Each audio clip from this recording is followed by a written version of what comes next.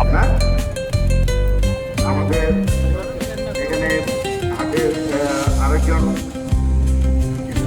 বিপ্লবী সাধারণ সম্পাদক আরিফুল ইসলাম লিটন, ৮ নম্বর ওয়ার্ড বিএনপির বিপ্লবী সাধারণ সম্পাদক।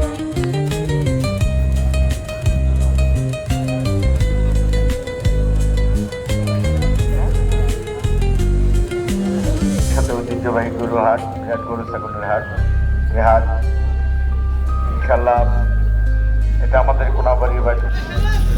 ভিডিও নিচ্ছে ভিডিও।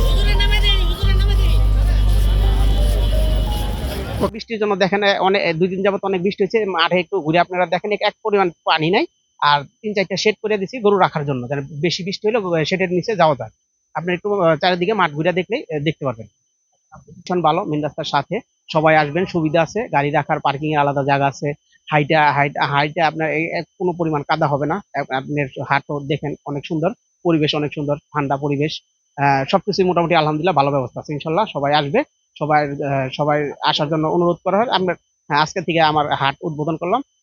সবাই এই হাটে আসবেন, আপনাদের আসার অনুরোধ রইল, এই আইসা একটু ভিজিট করার জন্য।